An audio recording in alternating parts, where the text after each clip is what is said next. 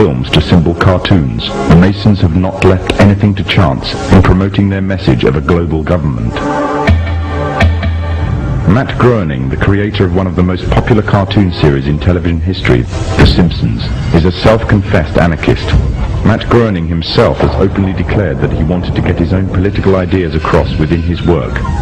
But he wanted to do this in such a way that people would find it easy to accept his ideas. And the means he chose to this was a clever little cartoon called The Simpsons.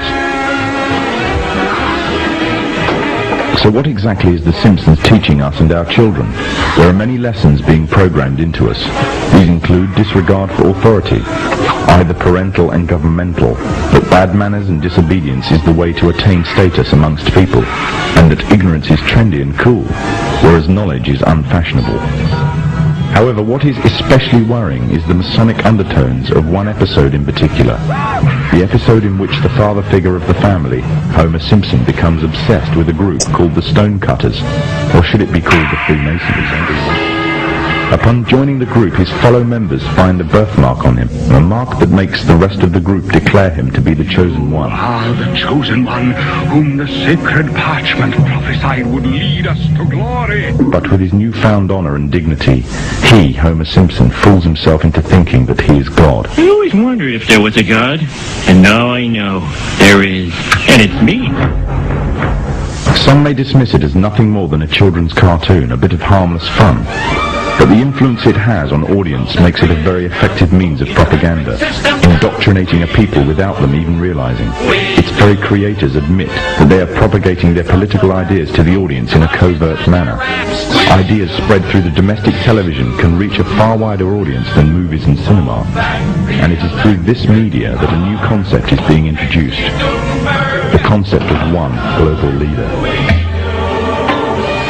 Famous for his novel The Jungle Book, Rudyard Kipling, another Freemason, wrote a book called The Man Who Would One Day Be King.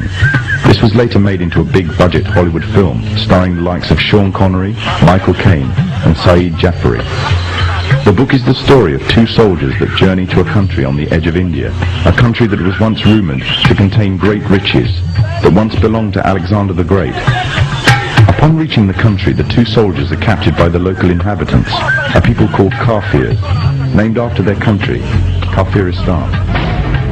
When the two men are about to be killed, a necklace is discovered around the neck of one of the soldiers. Engraved on it is the symbol of the Masonic one eye.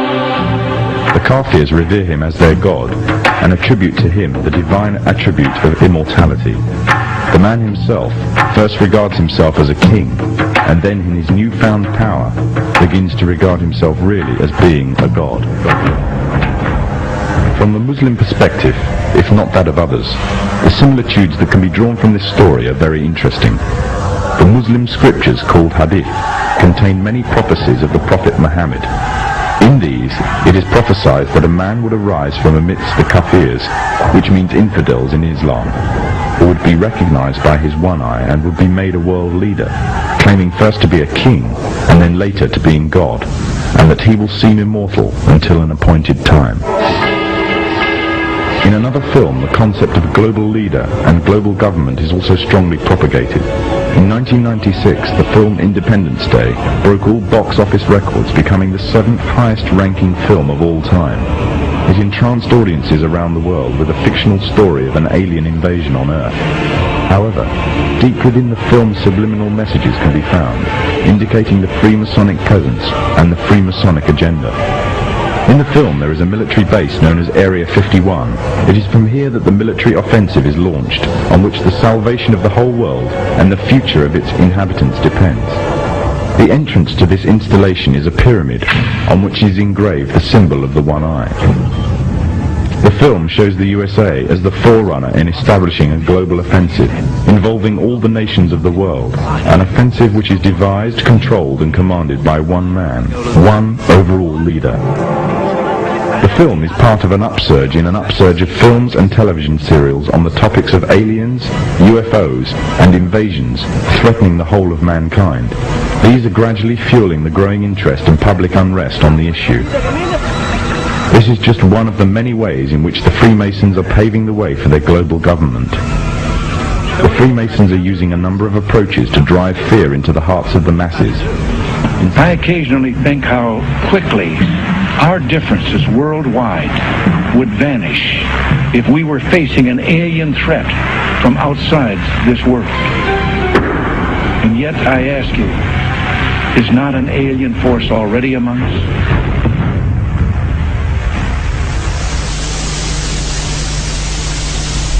Other tactics that the Masons are using in order to bring about a one-world government and the need for a global security force controlled by them is to allow crime rates to soar, thus creating fear for personal and national security.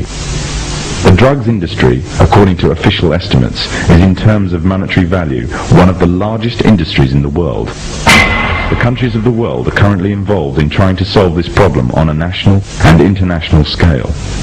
The United States, for example, has a huge and growing drugs problem, the direct result of which has been soaring crime rates, which continue to increase at an alarming rate. Backed by the growing levels of public demand for tougher action, the government has justification to use heavy-handed, overt and covert operations to combat the drugs problem and satisfy public opinion. However, certain disturbing facts about the American drugs war throw a shadow of doubt upon its credibility and the motives of the government. It is commonly believed that during the 1960s, J. Edgar Hoover, the then chairman of the FBI, allowed the drugs trade to flourish within the African American community in an attempt to undermine the black community's uprising within American society. During the 1980s, with the threat of communism taking over Central America, money was urgently required to finance the rebellion movement against communism, and to raise this, the CIA allowed drugs to be traded into America. Revelations by the American Senator Jack Bloom, who was part of an investigatory committee into the matter, confirms this. The pathetic justification given by the FBI for using drugs to subdue the African American community in the 1960s was that the black uprising was in actual fact a communist attempt to undermine America's involvement in Vietnam. During the Contra Wars in the 1980s, the scapegoats used to justify the flow of drugs into America were once again the communists. However, today the threat of communism no longer exists, yet the drugs trade is still flourishing in America, and the trade in international drugs trafficking is soaring, raising the question as to why. But in the course of the Contra War, the United States, as a matter of policy, abandoned drug law enforcement, looked the other way at the kinds of conditions we were creating that enhanced the ability of traffickers to move dope into the United States, and in effect allowed a drug trade to flourish, all to support the Contra movement and to support the war. Historically, the Freemasons have used or created problems within society to turn and manipulate events in accordance with their agenda.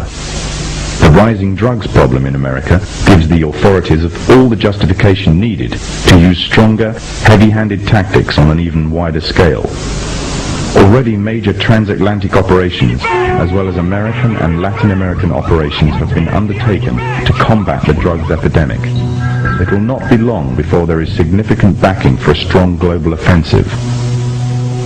Distortion of the facts and usage of manufactured and biased statistics are the tools of the Freemasonic governments of today, as well as creating a public need for greater national and global security.